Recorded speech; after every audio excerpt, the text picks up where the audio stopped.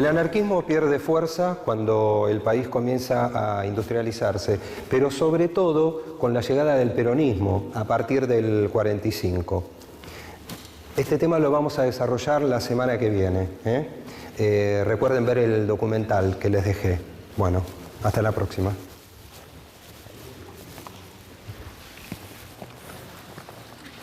Profesor, tengo una pregunta para hacerle. Sí, decime. ¿Realmente llegó a ser popular la organización de los trabajadores anarquistas antes del peronismo o siempre se mantuvo en un sector marginal? Mira, ninguna de las agrupaciones obreras tuvo la trascendencia y la masificación que tuvo el peronismo a partir del 45 sobre todo. Pero en los primeros años del siglo XX, la agrupación que más representaba a los obreros era el anarquismo. Inclusive fueron protagonistas de grandes luchas. Estaba pensando que quizás estaría bueno agregar un capítulo sobre los anarcosindicalistas. Sí, coincido con vos. Andá a verlo Arturo Fernández.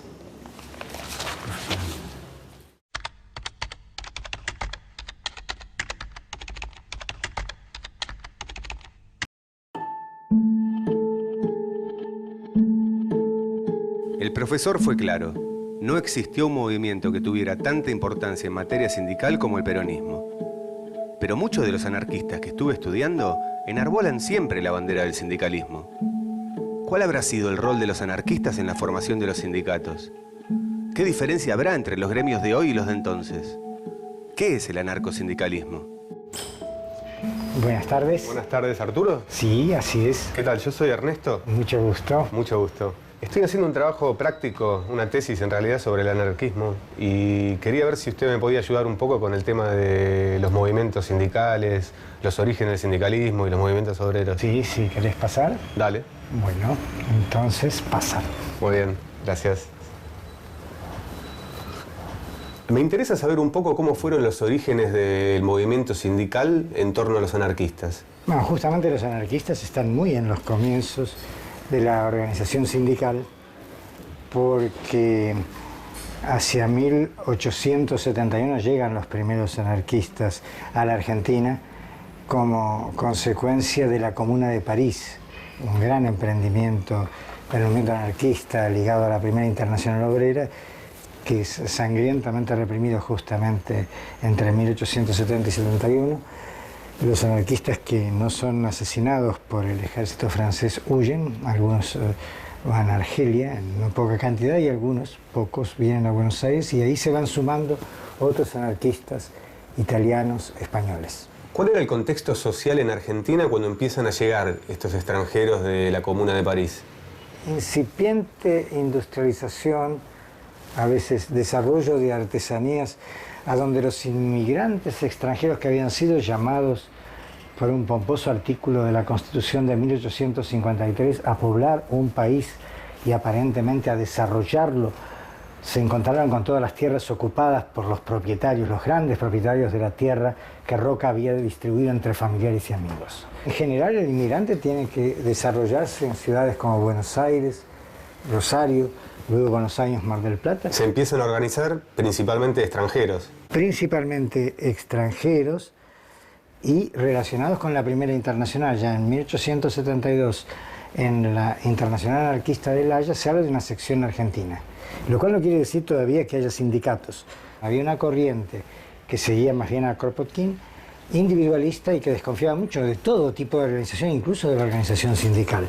Mientras que la llegada a la Argentina, recién entre 1885 y 1889, va a consolidar la posición más próxima de las ideas de Bakunin y que aquí difundiera Enrico Malatesta, un italiano que va a pasar 4 años, entre 1885 y 1889. Los inmigrantes italianos van a ser muy influenciados por la prédica de Malatesta y va a ser la principal organización anarquista que, por ejemplo, se desarrolla en el sindicato de panaderos, cuyas huelgas a final de la década del 80 van a tener éxito y, por cierto, van a dar impulso al anarcosindicalismo.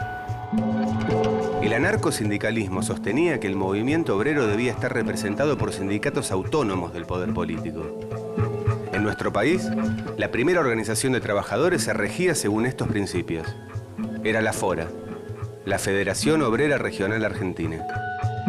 Es cierto que los anarquistas van teniendo, sobre todo entre población criolla, población no inmigrante, sino población criolla, mucha más llegada que los socialistas. ¿Cuáles son las diferencias que hay entre el sindicalismo anarquista y el sindicalismo socialista? Los sindicatos socialistas siempre fueron reformistas y buscaron a través de su partido, el socialista, una vía parlamentaria, mientras que el anarquismo buscó mucho más la acción directa, a la cual a veces se sumó el socialismo. Las huelgas desde 1907 a 1910 las hacían anarquistas y socialistas, y el trágico centenario, con una represión masiva, no distinguía demasiado entre anarquistas y socialistas. El sindicalismo anarquista tenía la concepción de que a través de la huelga general u otras movilizaciones obreras debía desaparecer lo más rápido posible el Estado para establecer una rapidísima transición en la sociedad de hombres libres, capaz de alcanzar la justicia social. Bueno, Arturo, muchísimas gracias. La verdad que fue muy interesante escucharte. Gracias. Gracias a vos. Arturo Fernández me ofrece una serie de líneas para investigar. Como los anarquistas no estaban asociados alrededor de un partido porque no creían en el sistema representativo, los sindicatos eran la herramienta de lucha. Pero ¿cómo se habrán armado en Argentina los primeros sindicatos anarquistas?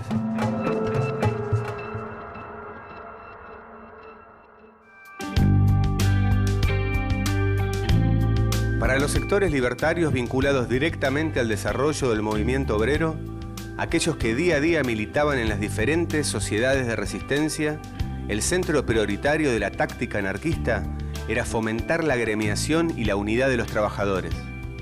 Buena parte de este sector ha sido considerado anarcosindicalismo. Se denomina anarcosindicalismo aquellos sectores, digamos, de alguna manera proclives a darle a la FORA una importancia central en el camino de la transformación de la sociedad. Esto es a los sindicatos. Las bases del anarcosindicalismo es eso precisamente.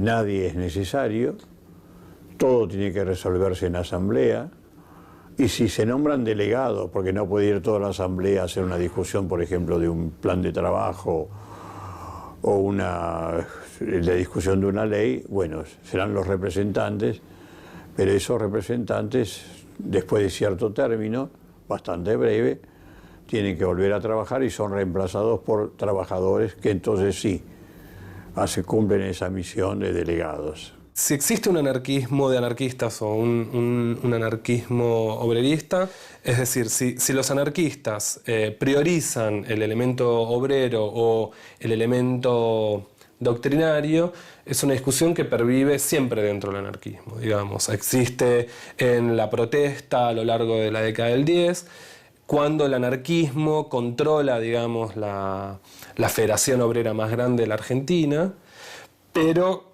siempre con algún tipo de distancia. Yo creo que en el anarquismo hay una idea de que no importa tanto si uno es obrero o no, sino que lo que importa efectivamente es que uno sea anarquista. Durante el siglo XIX, el capitalismo industrial se expande a un ritmo constante en todo el mundo. La concentración de los medios de producción favorece la explotación de los trabajadores, cuyas condiciones son cada vez más inhumanas. Comienzan a surgir así en Argentina y en todas las sociedades con alto grado de industrialización, organizaciones de trabajadores bajo un ideario anarquista. Como me contó Arturo Fernández, los pioneros en nuestro país fueron aquellos inmigrantes europeos que habían participado en la Comuna de París.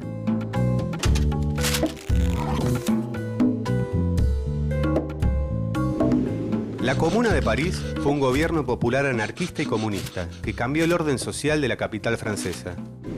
Tras la derrota militar de Francia a manos de Prusia, los obreros se sublevaron y tomaron el poder el 18 de marzo de 1871. Los ciudadanos eligieron un consejo comunal formado por una mayoría de jacobinos y republicanos y una minoría socialista. El consejo proclamó la autonomía de París y su deseo de recrear Francia como una confederación de comunas. La sociedad se organizaba de abajo hacia arriba. La comuna prendió en la imaginación anarquista, porque era así como Bakunin había pronosticado que la revolución ocurriría. una ciudad principal se declararía autónoma, organizándose y dando ejemplo, y exhortaría al resto del mundo a seguirla. La comuna implementó una serie de medidas tendientes a favorecer a las clases populares. Se cancelaron los alquileres y se fomentó el cooperativismo y la autogestión de fábricas abandonadas. También se apartó a la iglesia de la educación y se fomentó el estudio y el trabajo de las mujeres.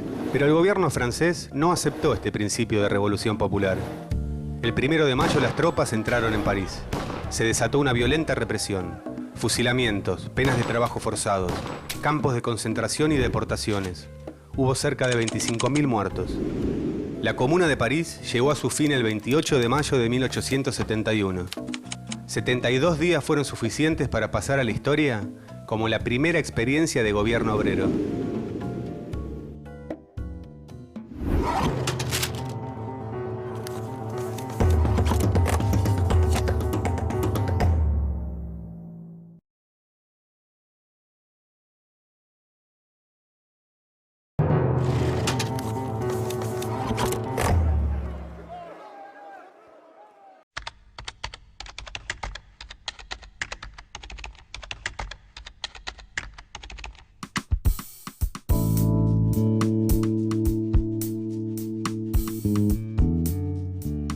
La represión hacia las ideas anarquistas era constante, y en medida que estas ideas iban ganando terreno en los trabajadores, el Estado endurecía más su control.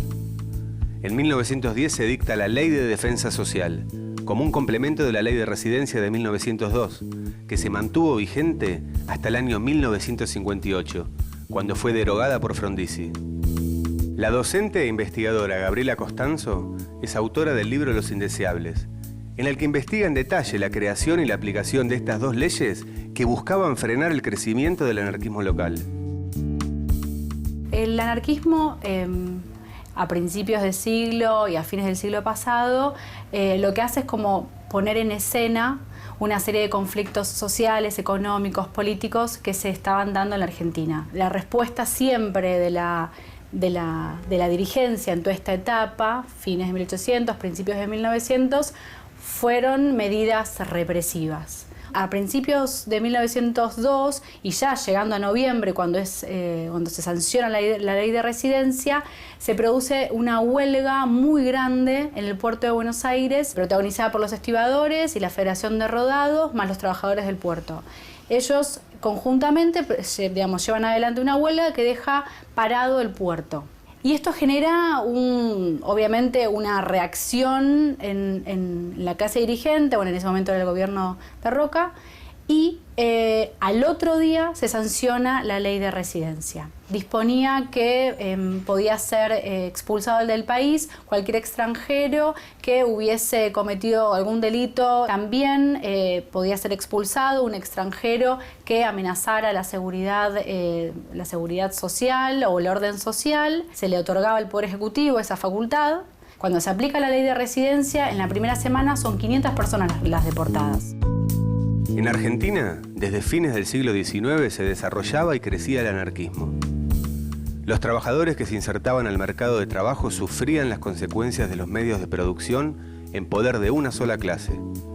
Las jornadas laborales eternas y bajo condiciones deplorables, o los sueldos que no alcanzaban para cubrir las necesidades básicas como alimento, alquiler y abrigo. La Ley de Defensa Social se sanciona en 1910 y de alguna manera complementa la ley de residencia. Es sancionada luego, al otro día, mejor dicho, de que estallara una bomba en el Teatro Colón. No produjo muertos, produjo heridos, pero fue como el argumento justo para sancionar esta ley. Tiene un preproyecto en diputados que intentaban sancionar un tipo de ley migratoria casi, porque el preproyecto intentaba evitar la entrada del país del loco, del epiléptico, de la prostituta, de los polígamos, de los anarquistas. Se tomaba al anarquismo y a la figura del anarquista especialmente, no como una forma o un pensamiento político, sino en términos deshumanizados en muchos casos, como sectas religiosas, como monstruos, como lo contrario y lo amenazante de la civilización. Sí, es una enfermedad, es una secta, habilita todos los mecanismos de represión que el Estado puede proponer. La ley de defensa social tiene un universo que estipulan de delito específicamente contra el anarquismo. Se prohíbe el estandarte anarquista, las reuniones, las publicaciones, incluyen la condena a los anarquistas que vuelvan a entrar al país producto de que fueron expulsados por la ley de residencia. La ley de residencia se deroga en 1958 y la ley de defensa social se deroga en 1921.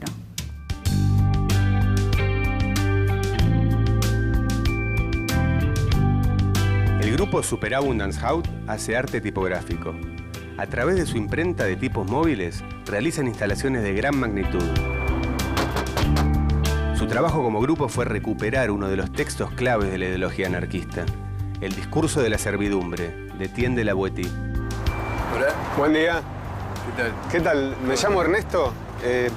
Me encontré con este libro de Etienne de la Boétie. Ah, sí. ¿Lo editan ustedes? Sí. ¿Están con mucho trabajo ahora? Y algo hacemos. Sí. ¿Querés pasar? Me gustaría pasar a ver si me puedes mostrar un poco lo que hacen. ¿Te molesta? No, por favor. ¿Paso? Dale. Gracias. Permiso. Hola. Ernesto, ¿qué tal? Leandro. Mucho gusto. ¿Me cuentan un poco cómo empezó la historia de ustedes con este libro? De una película de Godard aparece la tapa del libro en francés, Discurso de la servidumbre voluntaria, y a partir de ahí busco en internet y encuentro que el libro existió, que fue escrito por un chico de 18 años en el siglo XVI, en 1548. Y a partir de ahí encaramos la traducción del libro y la edición del libro y la impresión de afiches, de unos afiches de 1 metro por 70 que pegamos en la calle. ¿Pero qué es lo que los motiva a imprimirlo, a largarlo a la calle? Y que es un texto muy vigente y que no estaba presente en la edición argentina, no estaba presente en las librerías y muchísimos lectores no lo conocían, ¿no? Estuve leyendo algunos conceptos muy interesantes que decía Etienne, ¿no? Por ejemplo, de que cómo mucha cantidad de gente se somete al poder de uno solo, ¿no? Sí. ¿Por qué una masa grande de personas no puede rebelarse contra el poder de uno? ¿Se puede decir que es el principio del anarquismo? Esto fue, digamos, siglos antes de la Revolución Francesa, más siglos antes del anarquismo. Claro. Con lo cual es un germen que tiene que ver con la libertad y con que alguien se pregunte por qué él y su entorno viven de una manera cuando podrían vivir de otra, ¿no? Además de publicar el libro, el grupo imprimió las palabras de Etienne de la Boétie en unos afiches callejeros, para que su discurso esté al alcance de todos.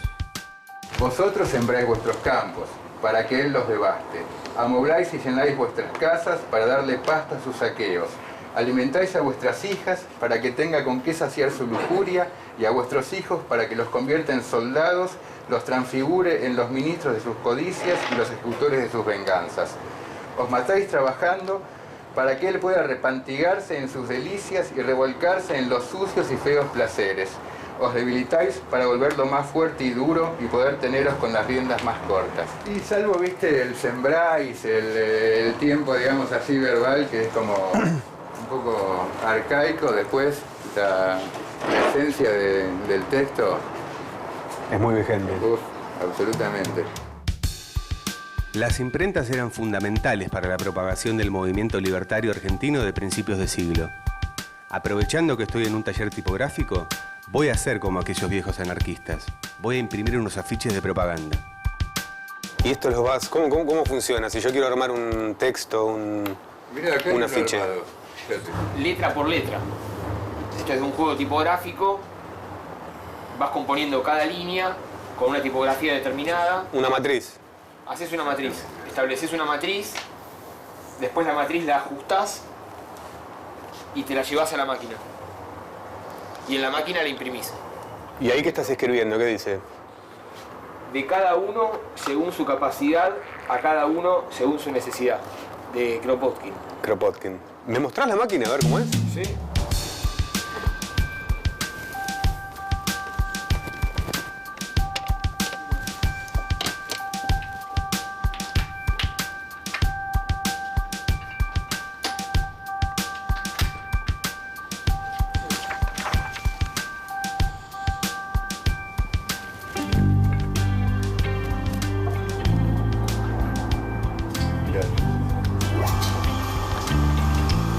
Eso es lo que hace la máquina. De gente que robó un banco para tener una máquina así.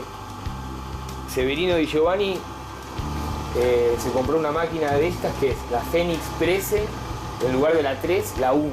¿Robó un banco para poder comprar la máquina? Sí.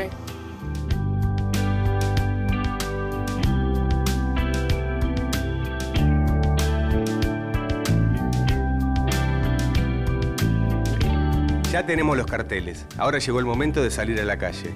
Con Martín vamos a pegar en las paredes del barrio una de las frases célebres del pensamiento anarquista. Y la idea, viste, de los afiches y eso es sacar el texto de adentro del libro para que tenga otros escenarios en los cuales cualquier persona pueda encontrarse con un texto, con unas palabras, viste, con una idea, porque si no, o sea, el libro, si vos no vas a buscarlo en una librería o vos, viste, lo encontrás en la casa de alguien o qué sé yo, no sabés ni que existe. Es como una acción, todo, viste, todo está hecho de pequeñas acciones, viste, no hay una gran acción. Cualquier cosa es la suma de pequeñas, un aporte, tal cual, a la confusión general. La frase de Kropotkin quedó ahí pegada, esperando a ser leída por todos aquellos que pasen caminando.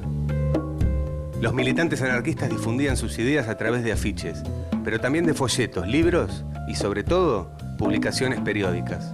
Algunas de ellas siguen saliendo hasta el día de hoy, como es el caso de la británica Freedom.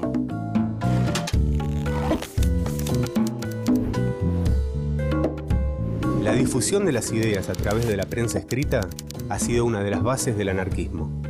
Freedom comenzó a publicarse en Londres en 1886 y es una de las publicaciones históricas del movimiento anarquista. Su nombre en español significa libertad y originalmente estaba acompañado del subtítulo Un medio del socialismo anarquista, que 3 años más tarde fue cambiado por Un medio del comunismo anarquista.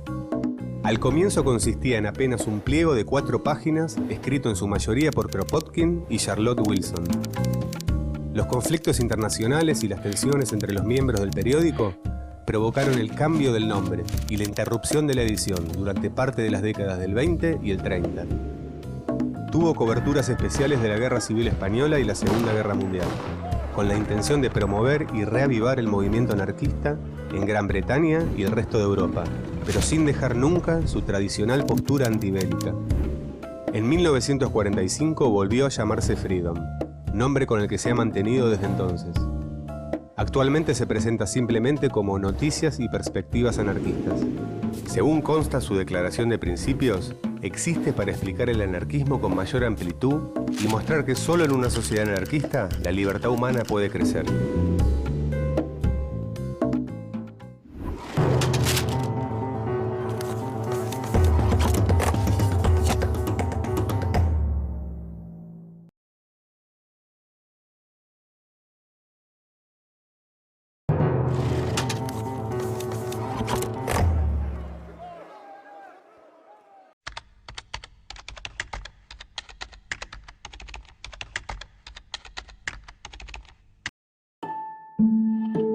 Hoy los sindicatos son corporaciones dentro del capitalismo. Ya no son una herramienta para combatir el sistema.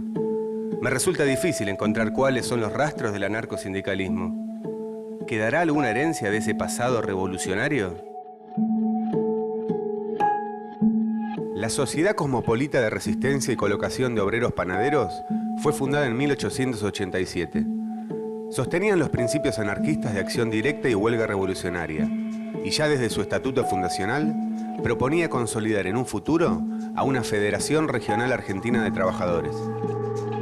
¿Qué tal, Miguel? Bien, ¿cómo andas, che? Muy bien, yo soy Ernesto. Sí, ¿cómo andas, Ernesto? Todo bien. Vení un poquito para que me cuentes la historia del sindicato de panaderos. Sí, cómo no. Escuchame, te voy a pasar con la persona más indicada acá en la organización, nuestro secretario general, Rodríguez Miguel Ángel. Secretario general hace más de 40 años y bueno, la persona más indicada, historia viva. Acompáñame que te lo voy a presentar. Dale. El rubro de los panaderos está ligado desde siempre al anarquismo. Pero hoy en el sindicato hay cuadros de Perón y de Evita. Por más que busque, en ningún lado está la figura de Malatesta, Matei o Radovinsky. Bueno, Miguel, gracias por recibirme. Te cuento que estoy haciendo una tesis sobre el anarquismo y quería que me cuentes la historia del sindicato de panaderos, sus inicios principalmente. El sindicato de obreros panaderos tiene una rica historia. es una de las primeras organizaciones gremiales del país. El fundador fue Enrique Malatesta, ¿no?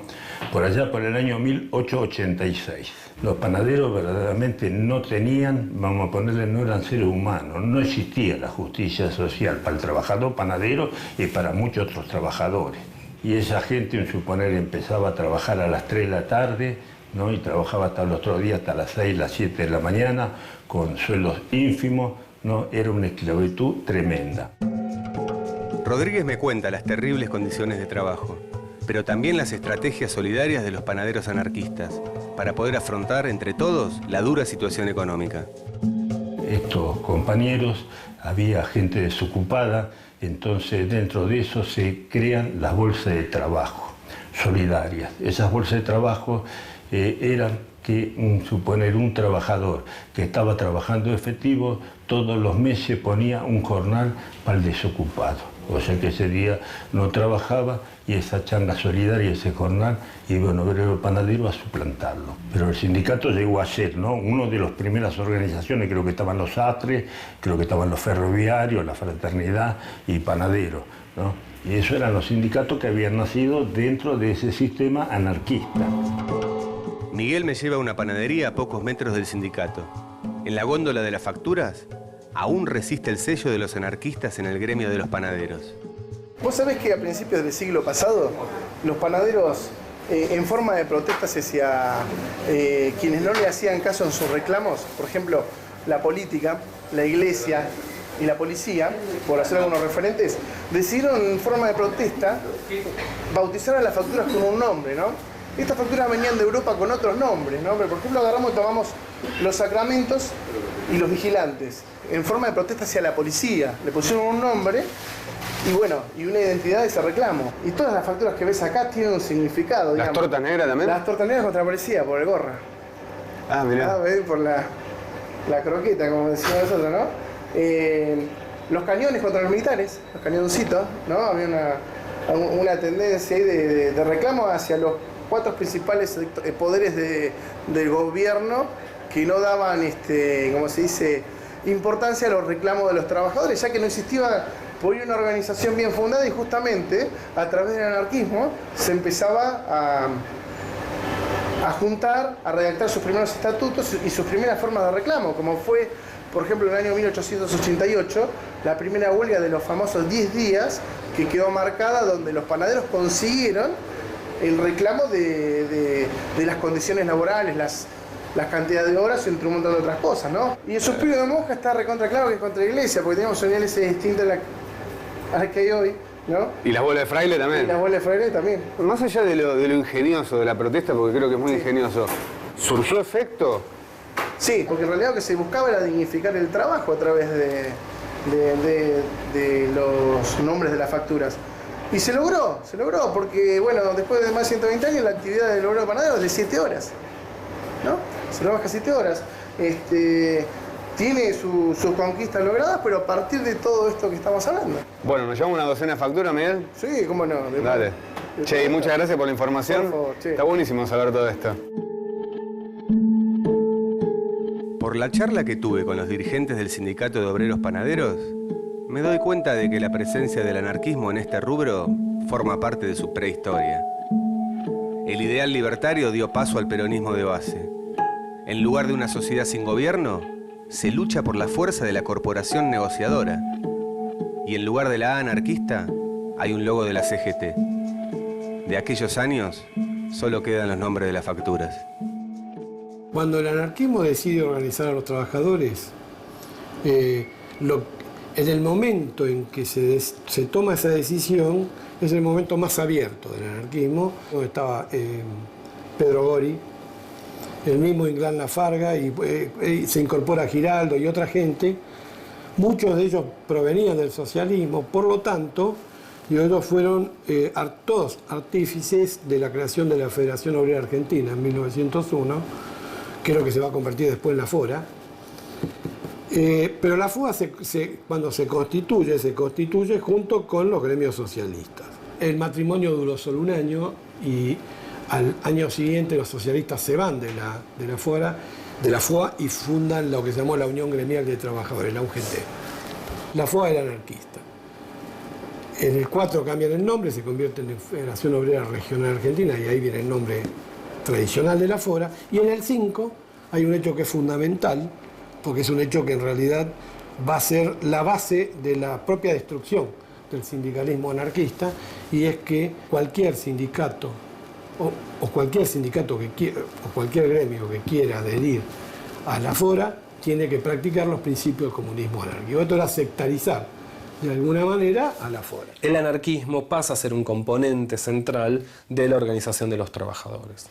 Y una idea de que el anarquismo tiene que ser recomendado en los trabajadores porque los obreros, por ser obreros en sí mismos, e incluso por ser obreros y asociarse gremialmente en sí mismos, no tienen necesariamente una idea revolucionaria. O sea, la idea revolucionaria está provista por el anarquismo.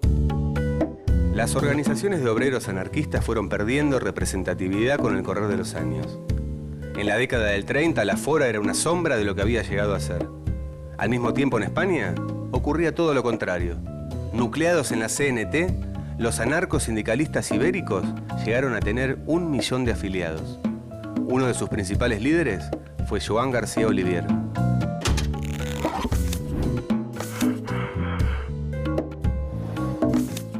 Joan García Oliver fue un anarcosindicalista con gran protagonismo en la lucha revolucionaria española de principios del siglo XX. Nació en Cataluña en 1902. Comenzó a trabajar como mozo desde chico y a los 17 años participó en la fundación del Sindicato de Camareros de la CNT. Ese fue el primer paso en su larga militancia sindical. Por esta intensa actividad, fue muchas veces detenido durante la dictadura de Primo de Rivera. Su paso por la cárcel resulta fundamental para su formación, porque entra en contacto con sindicalistas y anarquistas de gran trayectoria. Luego de un tiempo en prisión y en el exilio, el comienzo de la década del 30 lo encuentra tratando de reorganizar a la CNT luego de años de clandestinidad. Luego del golpe de Estado de 1936, García Oliver crea y lidera milicias sindicales para enfrentar al ejército sublevado. A pesar de estar en desacuerdo con la participación gubernamental de la CNT, García Oliver será ministro de Justicia del gobierno republicano de Largo Caballero. Durante su gestión, frena los asesinatos y juicios a opositores y crea leyes como la formación de tribunales populares, la reforma penitenciaria y la igualdad de derechos para ambos sexos. Cuando durante la Guerra Civil Española, Cataluña cae ante el bando fascista de Francisco Franco, debe partir. Para España serán más de 40 años de dictadura. Para García Oliver, un exilio definitivo. Murió en México, en la ciudad de Guadalajara, en 1980.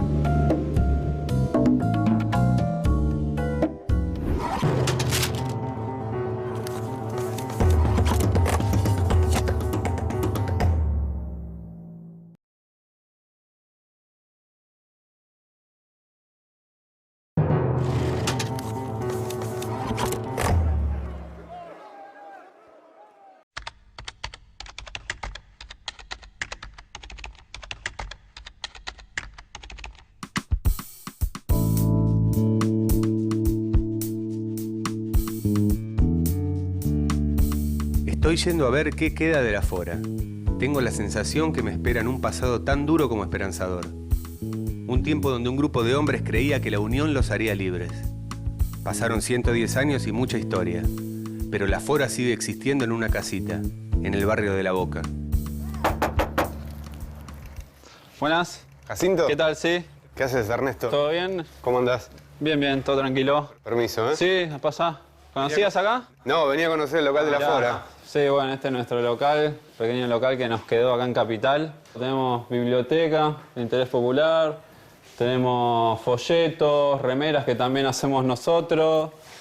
Bueno, acá justo un compañero está... Hola, Ernesto, ¿cómo andás? Está justo doblando, y estamos los dos doblando y armando uno que acabamos de sacar. ¿Los imprimen acá? Los imprimimos nosotros, sí. Sí, lo escribió un compañero y bueno, ahora lo publicamos nosotros, sí. En la FORA me recibe Jacinto. Con apenas 23 años, es el secretario general de esta centenaria federación. El local parece una biblioteca. Se acumulan libros y panfletos de propaganda. ¿Cuál es el campo de acción que tiene en la actualidad un sindicato anarquista? El periódico, que es esto, es lo más actual. Esto lo escribimos cada 2 meses, nosotros mismos, con contenido, digamos, social y sindical actual. ¿Qué tipo de ideas tratan de difundir con estos folletos? Nosotros, digamos, nos embanderamos en lo que es la asociación libre, o sea, una manera, ¿no?, de ver la lucha gremial inspirado en las ideas anarquistas. Eso fue lo que, digamos, siempre caracterizó a la Fora. La Fora se fundó en 1901. ¿Cuáles eran entonces las bases de un sindicalismo anarquista? ¿Qué caracterizó a la forma de acción de la Fora? ¿En qué sigue vivo el espíritu del anarcosindicalismo más de un siglo después? ¿Qué tipo de sindicalismo propone la Fora? Nosotros algo que venimos difundiendo hace algunos años es el tema de la libertad sindical. Digamos, es con asamblea, de forma horizontal. No tenemos ninguna persona, digamos, que cobre por venir al sindicato, ni digamos, hay dirigentes, ni nada por el estilo, sino que nosotros nos organizamos y tratamos de resolver nuestras propias problemáticas como trabajadores a través de la ayuda mutua y la solidaridad que nos podemos dar entre nosotros, digamos. Ustedes debaten ideas acá sobre los derechos de los trabajadores y después cada uno trata de aplicarlo en el lugar al cual va a trabajar, porque todos tienen un trabajo. O sea, hoy en día vos entras a laburar y hay un montón de leyes y restricciones a las cuales vos tenés que someterte. Entonces, digamos, para poder hacer cualquier tipo de reclamo, vos tenés que primero saber qué derechos te corresponden, cómo podés peticionar y demás. A partir de ahí, nosotros buscamos organizarnos dentro de nuestros puestos de laburo, con nuestros compañeros. Justamente lo que se trata de fomentar es la participación y la implicación directa de las personas que les incumbe o que tienen problemas, digamos. Nosotros en ese sentido lo que apuntamos es a la participación y no que delegue en una institución ajena a que a cada tanto le tenga que ir a reclamar un aumento de sueldo o ir a pedirle explicaciones de por qué hizo tal arreglo con la patronal. Pero entonces, ustedes me hablan de concientizar al trabajador. ¿Ustedes creen que los sindicatos quieren lo opuesto? Es lo que hacen, ¿no? Cero participación de los laburantes mínimos. Una estructura de poder aliada al Estado. Nosotros apostamos a la participación, bueno, los sindicatos al contrario. Cada vez que la gente descrea más o no quiera saber nada de participar en eso, salvo que sí quiera empezar a escalar, etc. ¿Por qué la Fora es una federación y no una central? Acá las decisiones se toman en la base. En una central se toman arriba y bajan. La federación lo que busca es la autonomía de cada núcleo para que pueda tomar sus propias decisiones en relación a su lugar, ¿no? o a su gremio específico. Y si se necesita coordinar con el resto o tomar una decisión que sea de mayor nivel, se juntan y se toma la decisión, pero siempre en base a la decisión de la base. Jacinto y Mariano representan un cambio generacional en la Fora. Sangre joven que llegó al anarcosindicalismo en un contexto opuesto al de 1901, cuando se fundó la Federación. Pero ¿cómo se vive hoy la lucha desde la cuna del sindicalismo libertario? Somos respetuosos con los acuerdos históricos que se han tomado, con la historia de la Fora, pero la verdad tratamos de actuar en lo que nos implica hoy en día. Porque la Fora, digamos, se basa en la lucha. Y entonces la lucha tiene que estar día a día. Se dio un cambio generacional en la organización, donde, bueno, en un momento había o gente muy joven o gente muy vieja, que cada vez queda menos, pero hay un grupo grande de compañeros, todos jóvenes, de 20, 30, 40 años, más o menos de promedio, que estamos justamente tratando de hacer eso, digamos, volver a hacer de la Fora un movimiento vivo, que tenga respuesta para el hoy. No es sostener un kiosquito, un archivo, un libro, sino tratar de realmente llevar la organización a la calle y ponerla a vivir de nuevo. Las organizaciones obreras libertarias no cuentan hoy con la popularidad que tuvieron en otras épocas. Lo mismo que ocurre con la Fora en nuestro país, pasa con la IWW en los Estados Unidos. Su historia se puede ver en la película The Wobblies. What's your name? Sam Scarlett. What's your religion? The IWW. En 1905 surge en los Estados Unidos la IWW, o en español, la Unión de Trabajadores Industriales del Mundo. A quienes formaban parte de este sindicato se los llamaba The Wobblies.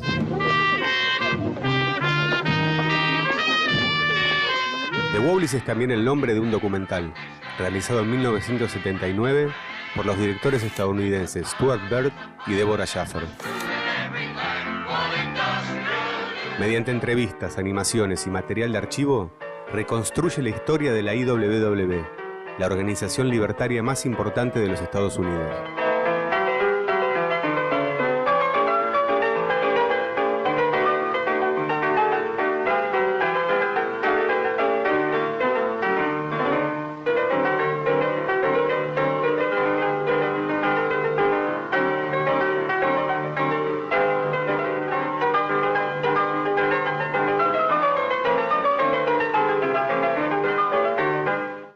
Surge en Chicago en 1905, cuando se juntan un grupo de anarquistas y comunistas que no se sentían representados por la American Federation of Labor. Las diferencias son muchas. Esta nueva agrupación propone un sindicato único, y no una división por rubros. Además, busca una representación directa de los trabajadores, un mecanismo horizontal, sin líderes que negocien individualmente con los patrones. Otro de sus rasgos distintivos es el de ser la primera agrupación de trabajadores que acepta la inclusión de mujeres, niños e inmigrantes en sus filas. Sus estatutos comparten ideas y formas de organización con el anarcosindicalismo. Promueven el cooperativismo y fomentan las empresas autogestionadas. Después de un apogeo en las primeras décadas del siglo, la IWW fue perdiendo representatividad. En los 60, a tono con el clima de agitación social de la época, volvió a cobrar protagonismo. En la actualidad, si bien es un sindicato pequeño en comparación con los otros, sigue vigente, tanto en Estados Unidos como en Canadá, Irlanda, Australia y el Reino Unido.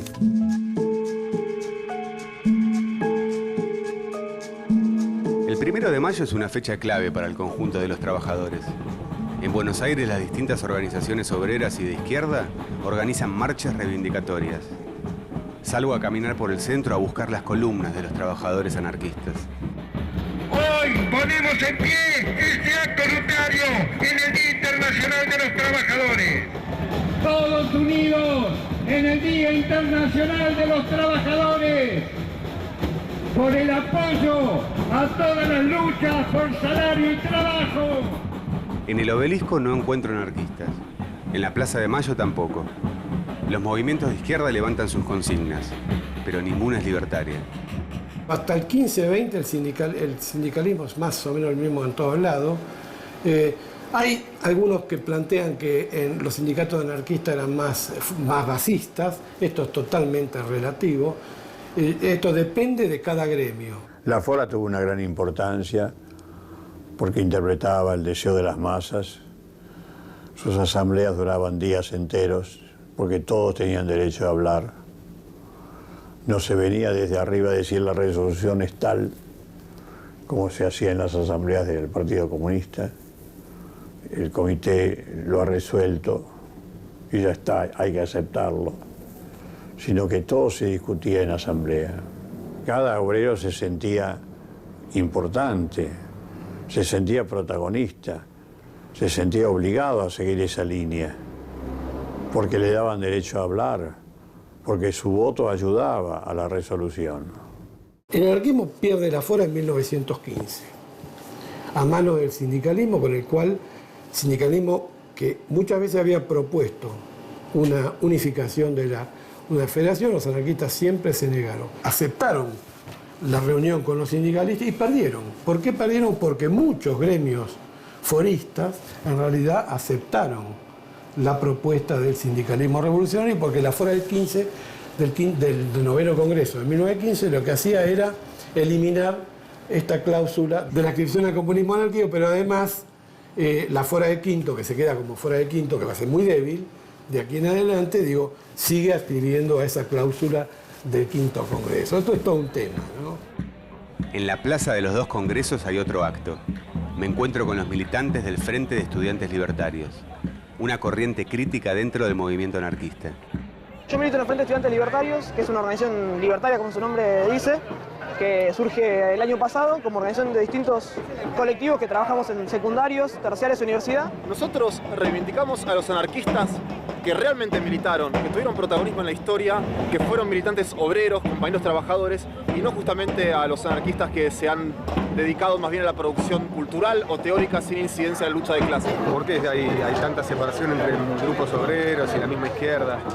Y eso tiene que ver también con un poco la mezquindad muchas veces que hay en la izquierda y también esa práctica de exacerbar mucho las diferencias que tenemos entre los distintos grupos que genera que hoy en este momento hay 5 actos o más. El 1 de mayo de 1890 lo celebraron los anarquistas con los socialistas, que en la primera internacional los socialistas y anarquistas se mataban.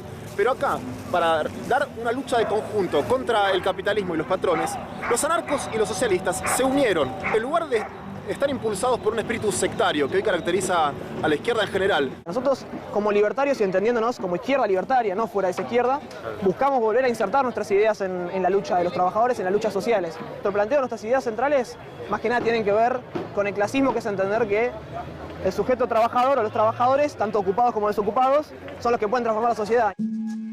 A pocas cuadras, en la Plaza Miserere, donde la Fora realiza actos desde hace décadas, me encuentro con otro acto del anarquismo. Es quizás el de menor convocatoria, pero reivindican con orgullo su pertenencia ideológica.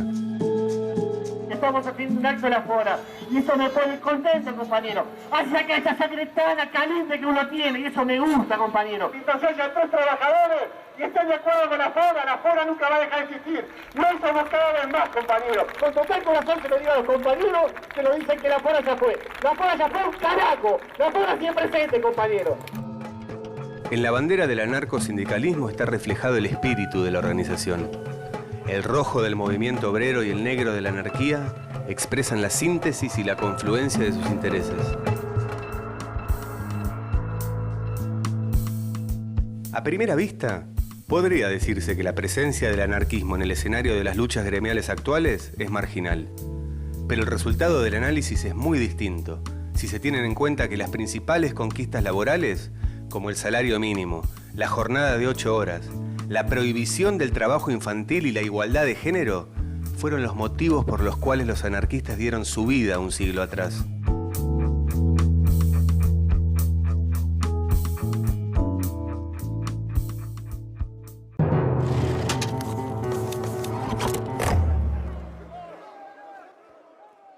Estaba pensando que a partir de lo que vimos hoy, podría agregar un capítulo sobre el feminismo a mi tesis.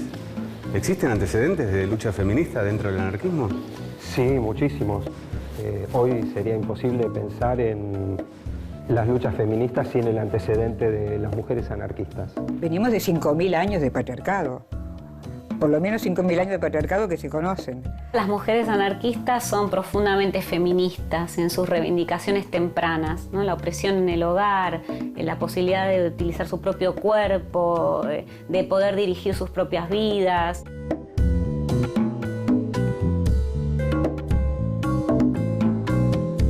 Rescato a una persona que vivió de acuerdo a sus ideas.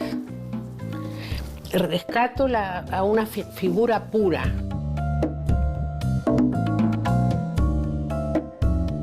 Y lo que ellas proponían era el amor libre a través del amor y de la lucha. Fíjate, el lema era ni Dios, ni patrón, ni marido. ¿Qué lema si no es un lema anarquista ese?